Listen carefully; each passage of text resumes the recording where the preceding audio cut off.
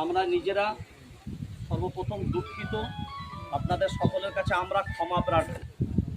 পশ্চিমবঙ্গ রাজ্য জামিয়াতুল আইম্মা ওয়াল উলামার পক্ষ থেকে আমরা ক্ষমা প্রার্থী এই জন্যে যে যতটা আগে আপনাদের পাশে দাঁড়ানো ছিল, যে সময়ে আপনাদের কাছে এসে পৌঁছানোর দরকার ছিল, আমরা পৌঁছাতে পারিনি, দাঁড়াতে পারিনি। এটা আমাদের দুর্বলতা ভাবেন, তার জন্য আমরা আপনাদের কাছে ক্ষমা প্রার্থী। কারণ এই ঘটনাটা একটা নির্মম, বাংলার জন্য একটা লজ্জাজনক ঘটনা। কারণ পশ্চিমবঙ্গ হলো একটা সম্প্রীতির মাটি, যেখানকার প্রশাসন, যেখানকার সরকার সম্প্রীতির পক্ষে কথা বলে।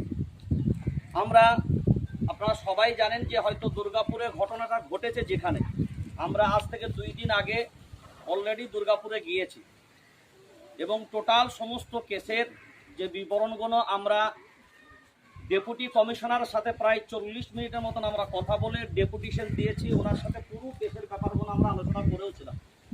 তো সেখানেও আমরা এনাদের ব্যাপারে শুনতে পারলাম যে 2-3 জনের বাড়ি এখানে নয়। আমরা ওখানে গিয়ে জানতে পারলাম, আমরা সেই দিনে আর রাত হয়ে যাবার কারণে আমরা আসতে পারলাম না। আর গতকালকে দুর্যোগের কারণে বা অন্যান্য কারণের জন্য কালকেও আপনাদেরকে সময় দিয়েও আমরা আসতে পারলাম না। এটা আমাদের দুর্বলতা। তো আমরা থানাতেও ওখানে গিয়েছিলাম, থানাতেও কথা বলেছি এবং গ্রামেও গিয়েছিলাম। তাদের সাথে আমরা যথাসাধ্য কথা বলে যেটুকু পেয়েছি। কিন্তু যখন আমার এই চাচাগুলোকে আমরা দেখতে পেলাম না, আমাদের মনটা অনেকটা কেঁদেছে। কারণ আমাদের সব থেকে বেশি কষ্ট হয়েছে। সবটাই তো অপরাধ, নির্মম, নির্লজ্জজনক ঘটনা। কিন্তু এই চাচাদিদের জন্য যে এইরকম বয়স্ক মুরব্বী মানুষ, তারা এইভাবে পড়ে পড়ে মার খাচ্ছে, অথচ অমানবিকের মতন তাদের উপর নির্যাতন চলছে, পথচরিত কোনো মানুষ পর্যন্ত তাদের পাশে দাঁড়ায়নি। এটা আমাদেরকে বাংলার মাটিতে অনেকটা ভাবিয়েছে। তো সেই জায়গায় দাঁড়িয়ে প্রশাসনকে আমরা যত সাধ্য আমাদের পক্ষ থেকে যেটুকু বলা, আমরা থানা ও ডেপুটি কমিশনারকে আমরা জামিয়াতুল আইম্মা ওয়াল উলামার পক্ষ থেকে স্মারকলিপি দিয়েছি। কারণ এটা পশ্চিমবঙ্গের ইমামদের নিয়ে একটা ঐতিহাসিক সংগঠন, যারা সারা বাংলা জুড়ে কাজ করে চলছে, ভারতবর্ষের বিভিন্ন রাজ্যেও আলহামদুলিল্লাহ কাজ করছে। তো এই জায়গায় দাঁড়িয়ে থানাতেও আমরা কথা বলেছি। আপনারা হয়তো অবগত আছেন যে যতজন আসামি ছিল তাদের মধ্যে প্রায় 6 জন এখনও এই যাবৎ পর্যন্ত অ্যারেস্ট হয়েছে।